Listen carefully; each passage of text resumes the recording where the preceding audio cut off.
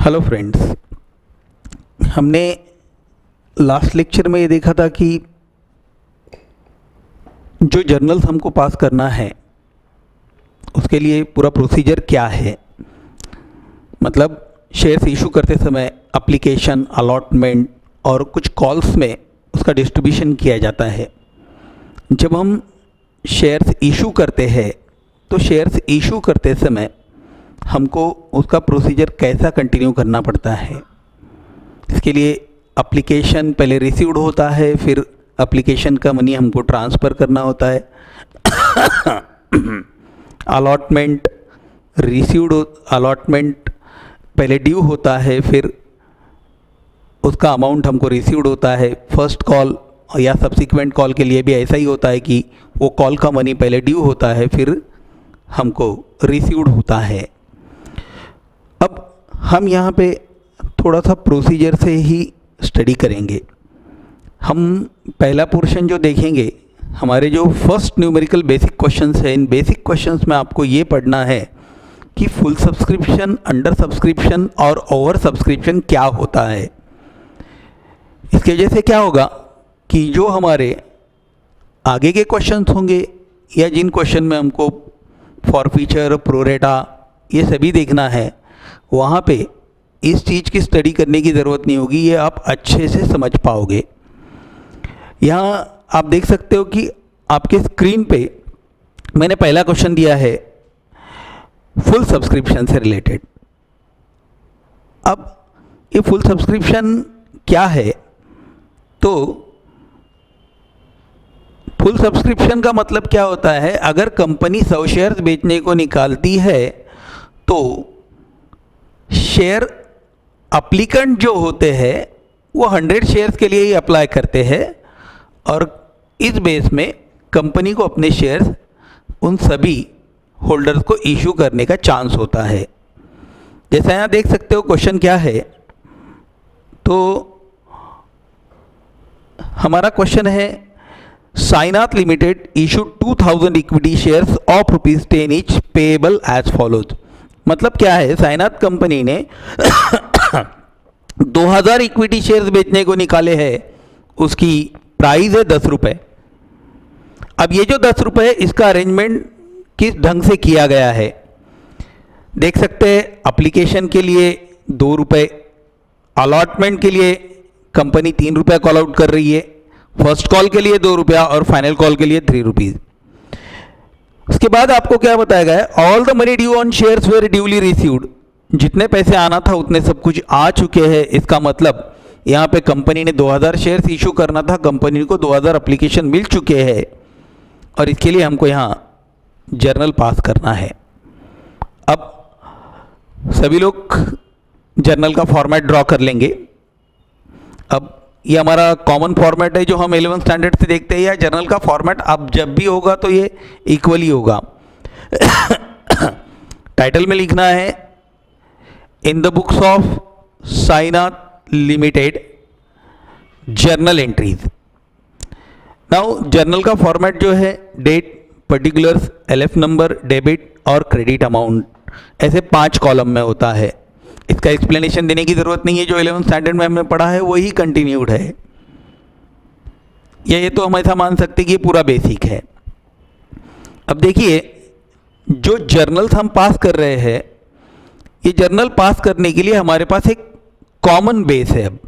अब ये common base कैसा है, कंपनी ने शेयर्स इशू किया, कंपनी ने जितने शेयर्स इशूड किया है उतने एप्लीकेशन कंपनी को रिसीव्ड है, ये फुल सब्सक्रिप्शन का केस है। दूसरी बात, कंपनी अपने शेयर्स को इशू करते समय उसका प्राइस जो है 10 रुपये डिसाइड करती है, लेकिन वो 10 रुपये जो है कंपनी ने एप्लीकेशन के समय 2 रुपये कलेक्ट किए, अलॉटमेंट के समय 3, फर्स्ट कॉल के समय 2 रुपये और फाइनल कॉल के समय 3 रुपये कलेक्ट कर रही है। तो ये जो कलेक्शन है, इसके हिसाब से कंपनी ने टोटल 4 पार्टीशन में 10 रुपये का कलेक्शन किया है। और हम ये देख सकते हैं कि हर एक टर्म के लिए हमारे पास 2 जर्नल्स पास होंगे। जैसा एप्लीकेशन रिसीव्ड और ट्रांसफर होगा, अलॉटमेंट, फर्स्ट कॉल और final call due and received होगा। चलो फॉर्मेट ड्रॉ हो गया। अब हमको इससे रिलेटेड जर्नल्स पास करना है। नाउ अभी डेट तो हमारे पास दिया हुआ नहीं है, तो हम यहाँ डेट के कॉलम में सीरियल नंबर 1 लिख लेंगे। Now Sainath company limited issued 2000 equity shares of ₹10 each as on application ₹2। अब यहां कंपनी को एप्लीकेशन का अमाउंट और जहां रिसीव्ड होगा तो debit what comes in cash और द बैंक, लेकिन शेयर्स के बारे में हमको बैंक लिखना चाहिए। रीजन क्या है? तो वो अमाउंट जो हमको मिल रही है वो एप्लीकेशन के अगेंस्ट में मिल रही है। सो हमारा जर्नल क्या पास होगा, देखिए, शेयर्स, सॉरी, हमारा जर्नल होगा bank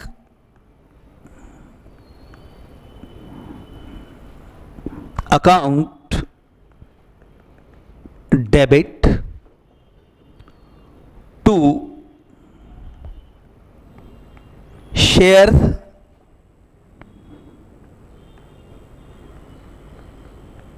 application account, bank account debit to shares application account. अब इसके लिए जो हमको अमाउंट कंप्यूट करना है ये कैसा होगा? कंपनी ने 2000 शेयर्स इशू किए हैं, लेकिन कंपनी एप्लीकेशन के समय सिर्फ ₹2 कॉल आउट कर रही है, तो 2000 इंटू 2 मतलब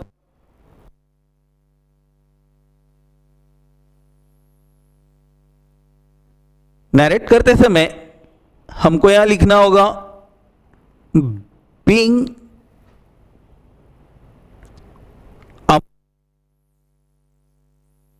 received on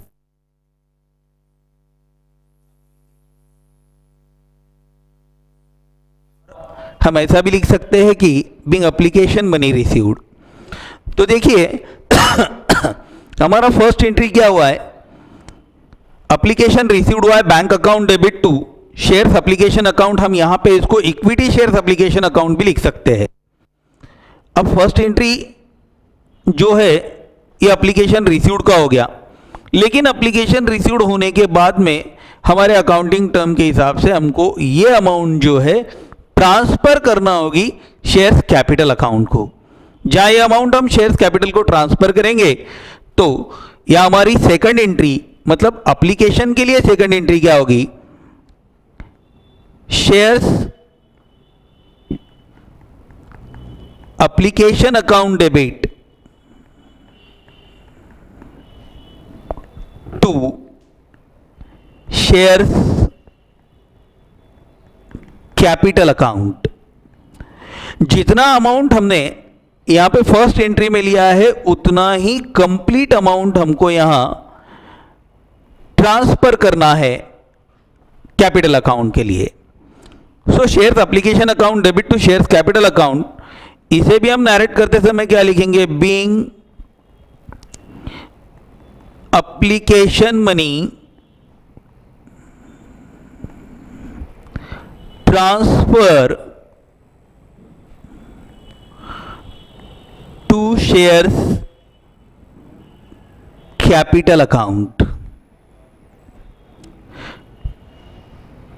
चलो ये अंडरस्टैंड हुआ। देखिए क्या है? Bank account debit to shares application account being amount received on application 4000 rupees. 4000 कैसे आया है? 2000 शेयर्स कंपनी ने बेचने को निकाला था, एप्लीकेशन के समय ₹2 कलेक्ट किया जा रहा है, 2000 इंटू 2 4000 रुपीज। यही एंट्री मतलब जहां जो रिसीव्ड हुआ है उसी को हमने ट्रांसफर किया है, तो सेकंड एंट्री होगा shares application account debit to shares capital account, similar amount 4000 rupees being application money transfer to the shares capital account. हमको इसी तरीके से अलॉटमेंट, फर्स्ट कॉल और फाइनल कॉल तक जाना पड़ेगा। अब देखिए यहां हमारे पास जो थर्ड एंट्री हमको पास करना है वो हमारा थर्ड जर्नल क्या पास होगा, क्योंकि एप्लीकेशन के लिए तो एप्लीकेशन रिसीव्ड एंड ट्रांसफर हो गया, लेकिन फर्स्ट कॉल जो है वो ड्यू और रिसीव्ड बताना पड़ेगा। अलॉटमेंट जो है ड्यू एंड रिसीव्ड होगा और फाइनल कॉल भी जो है वो ड्यू एंड रिसीव्ड होगा। थोड़ा सा सीक्वेंस गड़बड़ा है, लेकिन कोई दिक्कत नहीं।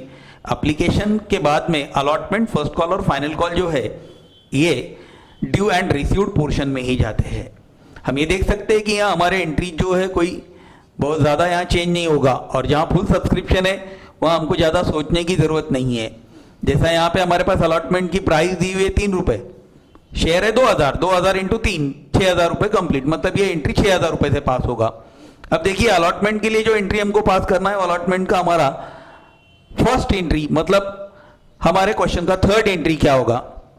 अब यहाँ जो थर्ड एंट्री हम पास करेंगे, यहां पे अमाउंट रिसीव्ड होने वाला नहीं है, क्योंकि अलॉटमेंट पहले ड्यू होता है। तो अलॉटमेंट ड्यू का एंट्री क्या होता है, shares allotment account debit to equity shares capital account. यहां पे भी अमाउंट हमारा 6000 रुपीज कैसे आया है ये आप लोगों को पता है। एप्लीकेशन लिखते समय हमने एप्लीकेशन 2 रुपये, अलॉटमेंट 3 रुपये से इशू किया है, तो अलॉटमेंट के समय हमको पर शेयर 3 रुपीज मिलने वाले हैं, और वो 3 रुपीज के हिसाब से 2000 इंटू 3 रुपीज मतलब 6000 रुपया। इसका नरेशन होगा being amount due on allotment. Utkarsh हो गया क्या, राइट? चलो अभी देखो, इसके बाद में हमारा जो फोर्थ एंट्री है, ये फोर्थ जर्नल हर कॉल के समय, मतलब एप्लीकेशन को 2 एंट्रीज होना कंपलसरी है, अलॉटमेंट को 2, first call, second call, final call, यह हर समय हमारे पास 2 एंट्रीज होने वाले हैं, जिसमें सिर्फ एप्लीकेशन के लिए received and transfer, first final call, या अलॉटमेंट के लिए अगर देखते हैं तो ड्यू एंड रिसीव्ड। तो यहां application money, allotment money due हो गया। अब अलॉटमेंट मनी रिसीव्ड अगर होगा तो हमारा नेक्स्ट एंट्री क्या होता है, bank account debit to shares allotment account. Bank account debit to shares allotment account, similar amount है 6000 रुपए। इसका नरेशन होगा बीइंग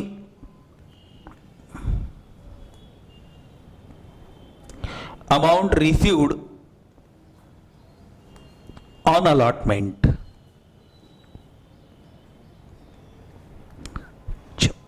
ठीक है, अब यहां पे हमने फर्स्ट कॉल और फाइनल कॉल के लिए भी इसी तरीके से एंट्रीज पास आउट करना है। हमारा यह फिफ्थ एंट्री होगा। पहले हम शो करेंगे फर्स्ट कॉल का अमाउंट ड्यू करना है। अब शेयर्स फर्स्ट कॉल को अगर हम ड्यू करेंगे तो एंट्री किस ढंग से पास होगा, देखिए यहां आप देख सकते हो, फर्स्ट कॉल ड्यू बताना है। फर्स्ट कॉल का वैल्यू भी है यहां पे 2 रुपए, मतलब 2000 शेयर्स इंटू 2 रुपीज, ये हो गया 4000 रुपीज। यहां पे shares first call account debit to shares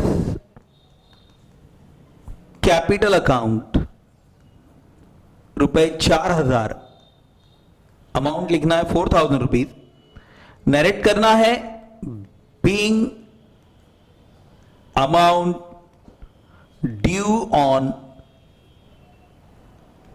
first call. चलो देख सकते हो हर एंट्री इक्वल है, मतलब थर्ड एंट्री देख लो, share allotment account debit to share capital account. अब ये फिफ्थ एंट्री भी उसी को मैच होता है, जहां अलॉटमेंट था वहां फर्स्ट कॉल आ गया। ये प्रोसेस जो है ये लास्ट तक ऐसा ही चलने वाला है। ये पूरे उसके बेस एंट्रीज है, और जब तक हमको बेस एंट्रीज बाय हार्ट नहीं होते तब तक आगे की जो एंट्रीज है ये पूरे बेस एंट्रीज पे डिपेंड करने वाले हैं। हमारा पूरा टॉपिक इसी से रिलेटेड है ना। फर्स्ट कॉल का अमाउंट ड्यू होने के बाद फर्स्ट कॉल का अमाउंट हमको रिसीव्ड हो रहा है। अब रिसीव्ड होते समय अमाउंट कम्स इन है तो बैंक अकाउंट फिर से डेबिट हो गया to share first call account. इसका भी वैल्यू, जितना वैल्यू ड्यू था उतना ही वैल्यू रिसीव्ड हो रहा है, क्योंकि यहां कोई होल्डर फेल्यूर नहीं है पेमेंट करने के लिए हमारे क्वेश्चन की इंफॉर्मेशन के हिसाब से। बीइंग अमाउंट रिसीव्ड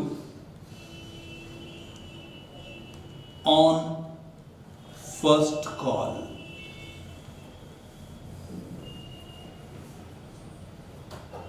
ठीक है। अब देखिए यहां हमारे पास ये 6 एंट्रीज कंप्लीट हो गए हैं। अब यहां हमको सिर्फ फाइनल कॉल की एंट्री देखना है। फाइनल कॉल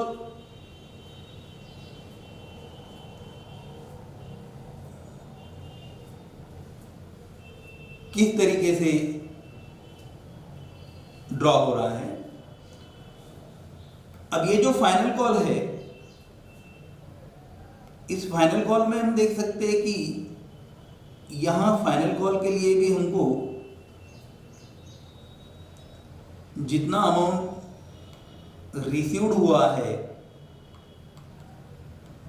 वो ₹3 पर शेयर है। अब फाइनल कॉल का अमाउंट रिसीव्ड होने के बाद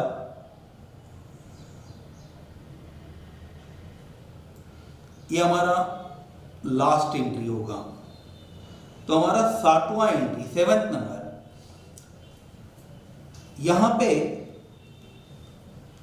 shares final call account debit to shares capital account. देखिए ये भी ₹3 के हिसाब से है, तो इसके लिए भी हमको यहाँ 6,000 रुपए रिसीव्ड होना है। फिर से नरेट होगा, being amount received on amount due on final call, ठीक है। ये हमारा लास्ट एंट्री होगा। इसके बाद लास्ट एंट्री फाइनल कॉल का अमाउंट रिसीव्ड होगा। रिसीव्ड होता है, cash comes into the business, bank account debit to shares final call account, value equal है 6,000 rupees, being amount received on final call,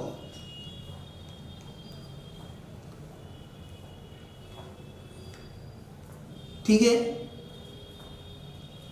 तो ये हमारी यहां पे टोटल 8 जर्नल्स पास हो गए। क्वेश्चन क्या था, ये फुल सब्सक्रिप्शन का पॉइंट था। Sainath industries Sainath limited issued 2000 shares of ₹10 each, जिन्होंने एप्लीकेशन के लिए ₹2, अलॉटमेंट के लिए ₹3, फर्स्ट कॉल के लिए ₹2 और फाइनल कॉल के लिए ₹3 कॉल आउट किए थे। अब इसके लिए एप्लीकेशन रिसीव्ड हुआ और ट्रांसफर हुआ, फर्स्ट कॉल और फाइनल कॉल तक ड्यू एंड रिसीव्ड के एंट्रीज पास किए गए। नाउ अब ये कंप्लीट होने के बाद में as per the rule principle of the journal arithmetical accuracy check करने के लिए हमें इसका टोटल लेना चाहिए। अब इन